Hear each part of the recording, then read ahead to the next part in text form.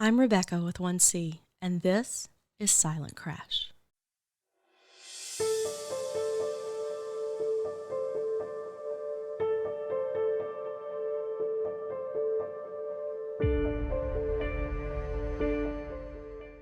I just got home from 5 days in Michigan. The woman who is helping put me in touch with people for the show gifted me with a Snuggie and fuzzy socks on my first night. "You're going to need these," she said. She was not wrong.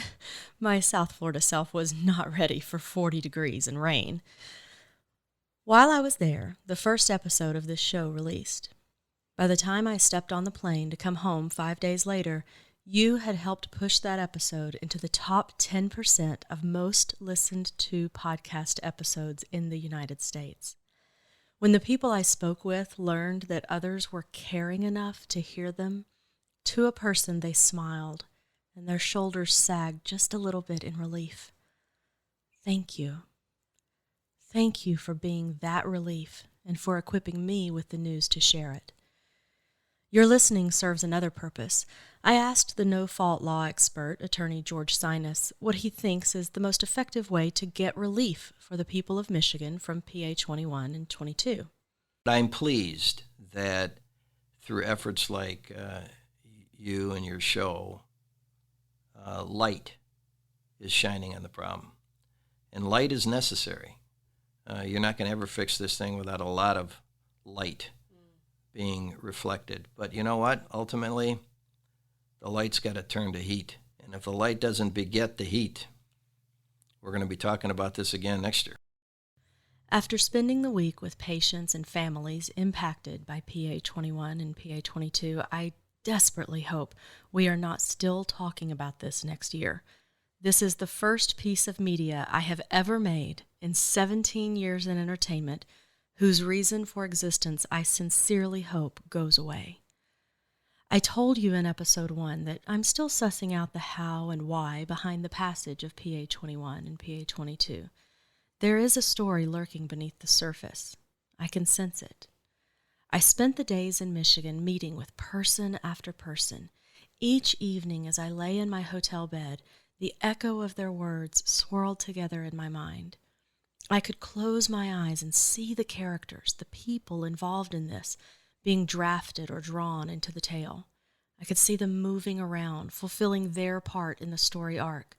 Dark whirls and shafts of light ward their way through the narrative taking shape. It's like watching a horror story unfold in real life. In one scene, you see a car full of laughing teenagers rolling down a dark road on a Friday night. They're sober, seatbelted, doing everything right. In the next scene, you see a sedan with a businessman at the wheel. He's on his phone, intent on bending the person on the other end of the phone to his will, his way. He is distracted, so focused on securing his own benefit that he doesn't see that he's crossing the middle line. His personal goals are creating a catastrophic danger for everyone around him. And then it happens.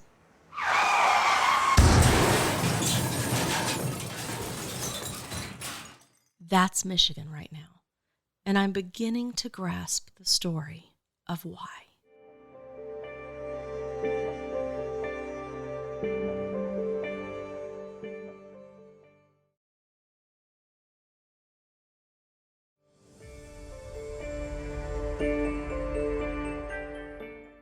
When episode 1 released, my various inboxes started pinging. Twitter, Facebook, Outlook, my phone, listeners responded to the call for ideas and clues. Why did the Michigan legislature and governor join hands to so drastically and catastrophically impact these patients and the post-acute healthcare industry in the state? Most of the clue givers ended their notes with a play on the same directive: follow the money. Now, it's important to note that this is not tax money. It is not money that only belongs to the 18,000 catastrophic car accident survivors in Michigan. The $23 billion in the fund that specifically exists to care for catastrophic car accident survivors in Michigan, that money, it came from Michigan drivers, all of them. Every person who bought car insurance paid a little extra each year. usually around $200, to keep that fund going. It is such a good concept. The idea was for everyone to pay a little bit in so that everyone who needed care got care. The more I see that fund in action, the greater my respect for Michigan citizens grows. Take, for instance, this woman.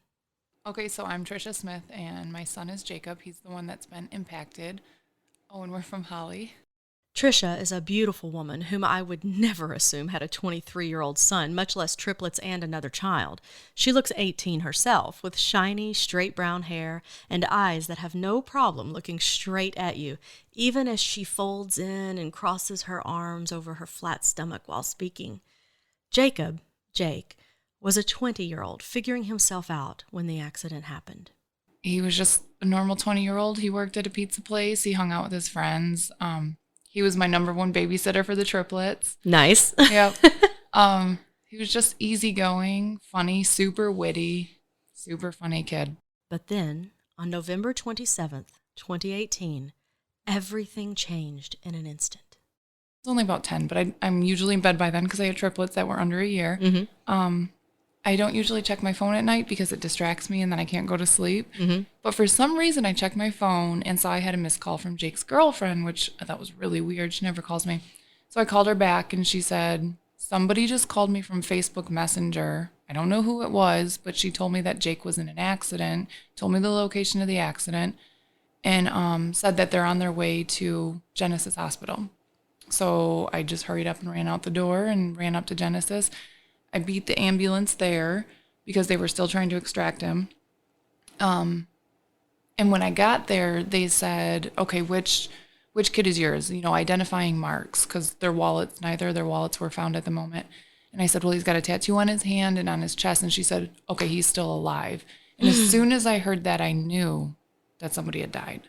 So I knew this wasn't Just a fender rear bender. end or, yeah. So I didn't break down. I just remember kind of being in shock. Like I couldn't really say anything. And I was like, where are they? What are we doing? What's going on? And she said, they're on their way in right now. As soon as I know something, I can tell you. And so I had to go sit in a room and wait. Later, Tricia found out more about what had happened. So he was driving the car with two other friends. He was the passenger in the front seat.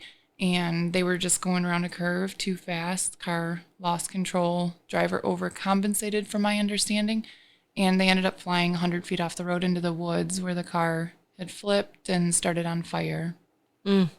What happened to the other three in the car? So there was two others in the car. The driver passed away. And there was a girl in the back seat. She got out totally fine. Jake was not totally fine. He was pinned in it for about 40 minutes before they could extract him. So approximately half of his body was burned, I think less than half of it was burned. And then, injuries from broken orbitals.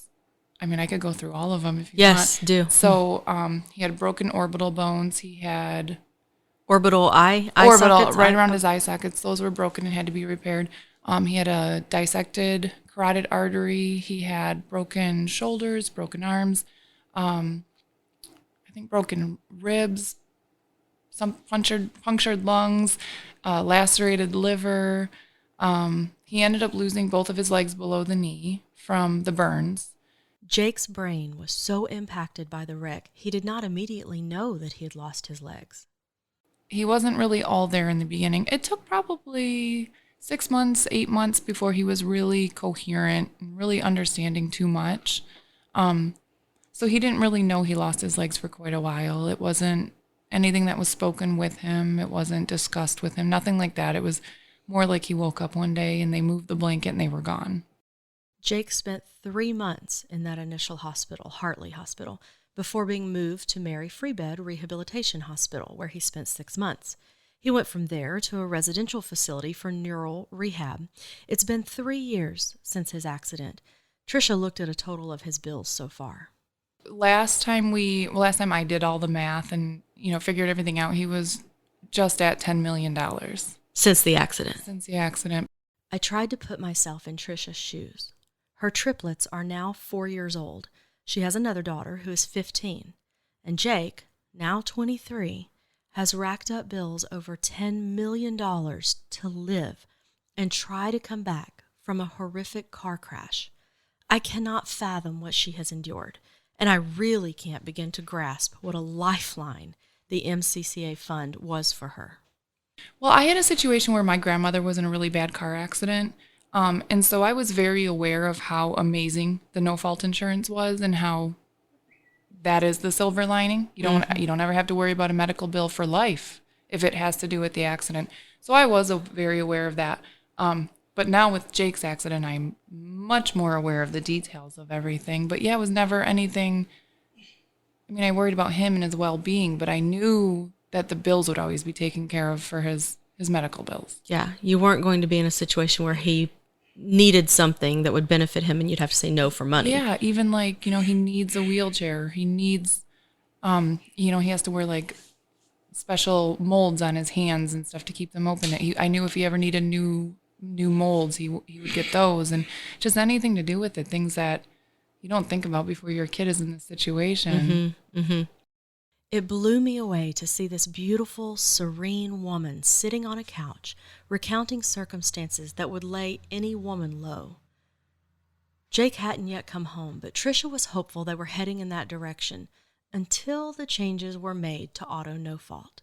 Remember that there are two parts to the reform that are killing car accident patients. One is the cut in attendant care pay to 56 hours a week. It had been unlimited. The other is the 45% across-the-board cut in pay for post-acute care. I asked Tricia if those cuts are impacting Jake. Absolutely. He had to leave his rehab facility, his neuro rehab facility. They couldn't afford to keep him because they were only going to get paid half of what they previously were. We were actually working with the insurance company to get a handicap accessible home built so that Jake could come home to his family. And then that's completely been, well, they say it's put on hold for now, but even if we could get them to build the home, they're not paying caretakers what they used to pay caretakers. So I couldn't even hire people to come in and care for him because most caretakers companies are shutting down and they're not taking auto patients any longer.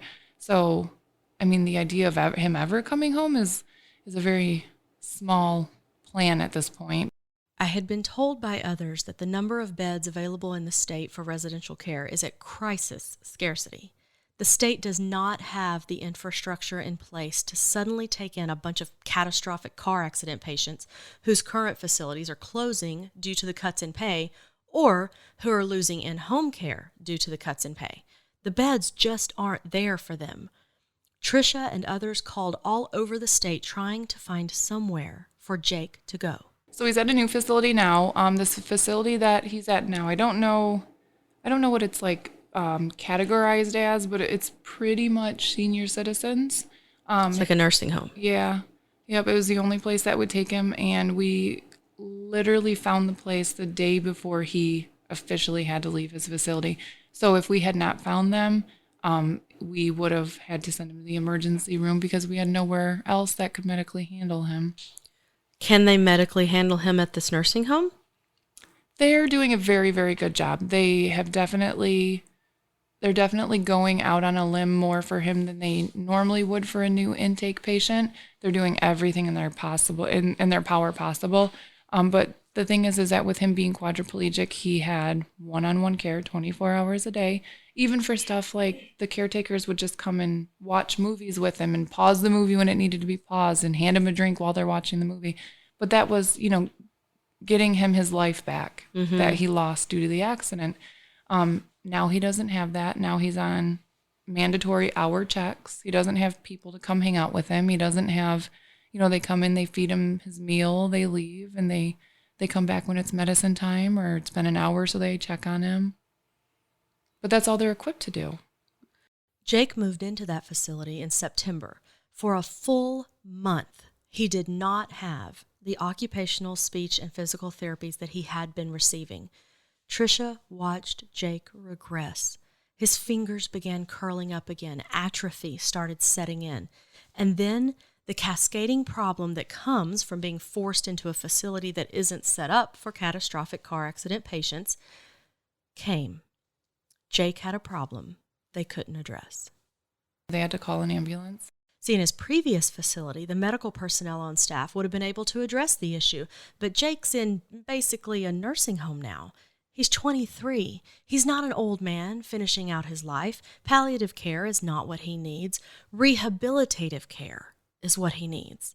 And when his injuries inevitably experience a complication, acute medical care is required. So right now, he got transported by ambulance. Mm-hmm. He's at the hospital. Correct. Yeah, it's a lot of money. Money that did not have to be spent.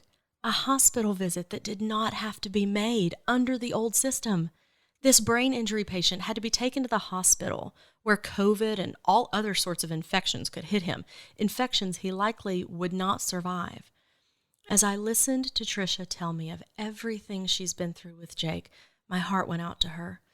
My own children are 13 and 16. I cannot fathom one of them being in a car crash, finally getting to a place where rehabilitative care was happening and they were responding to it, having a hope of my eldest child coming home, still being able to enjoy my other children's sports games and family life, and then having that hope ripped away. It seems so very cruel, these reforms to the law, so very, very cruel. And with legislative leaders like Mike Shirkey refusing to even bring a bill to the floor to fix this, it seems hopeless. How do you think about that and deal with that from day to day? I cry a lot.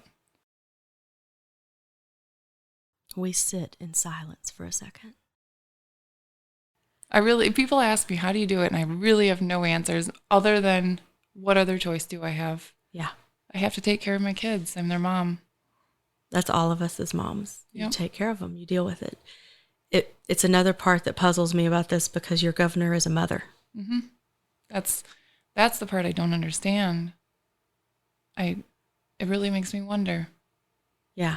Because me personally, when I hear stories like Jake's, I put myself in their shoes immediately. It's like an unconscious mental thing I do. And I can't imagine. I could never before Jake's accident, when I heard stuff like that, I would cry because you think about your own children and how they're going to be affected by this. And so when it did happen to my kid, let me tell you, the feelings were way different than when I put myself in the other people's shoes. But still, I don't know how she could just hurt so many families knowingly hurt us.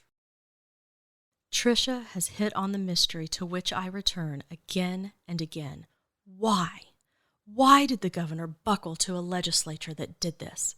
The fund had plenty of money, $23 billion. The system was working beautifully, a little microcosm of excellently functioning universal health care. Michigan did it right. They all paid in a little so that everyone among them was taken care of. And then, in that vote at 2 a.m, the legislature tore it all asunder. Why? In my next conversation, I began to uncover some answers that are so evil, I still hope, talking to you right now, that they're wrong.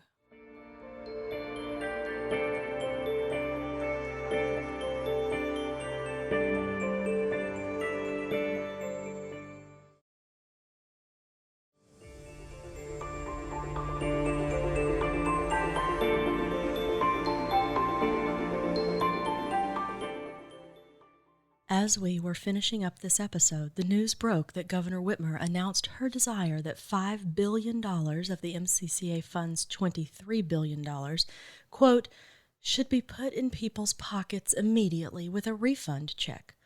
This is so disingenuous, it is absurd. Remember how the MCCA works. Every insured Michigan driver paid about $200 into the fund each year as part of his or her premium. They've been doing this since the 1970s when the fee was about $60. It's gone up since then to the 200-ish mark. But it's been being paid by every one of them every year for 50 years. Exactly who does Governor Whitmer think she should send that $5 billion to?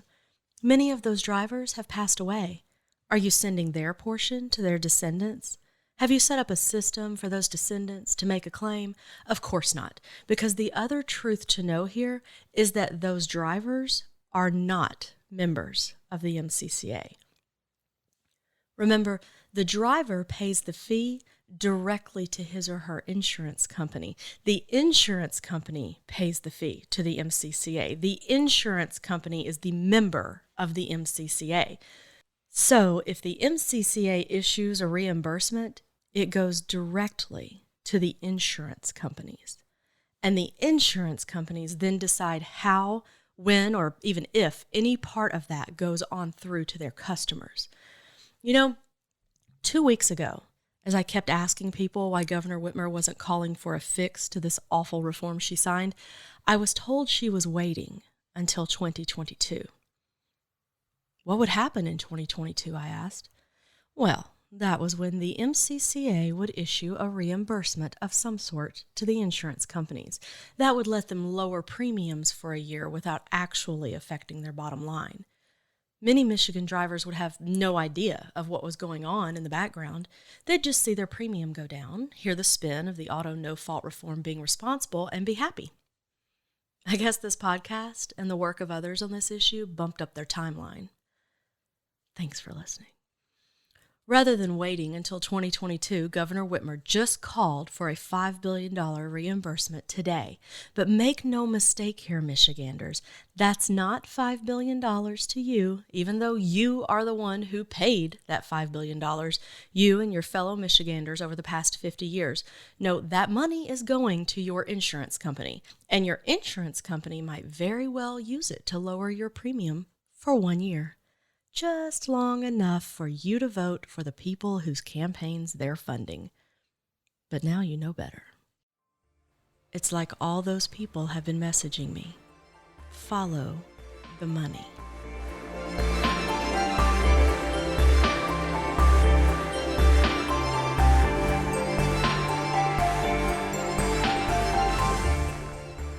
Follow and subscribe to Silent Crash, the quiet unraveling of Michigan's auto no-fault and the destruction of lives, wherever you listen to podcasts. For more information on what you've heard here and how you can help, visit silentcrash.net. Silent Crash is a production of the 1C Story Network. The show is written by Rebecca Seitz and produced by her and Rebecca Bond Tucker. Post-production services by Zischer LLC. This show is supported by the generous donations of concerned individuals via the Silent Crash GoFundMe effort. Learn more about the 1C Story Network at just1c.com. That's JUSTONEC.com.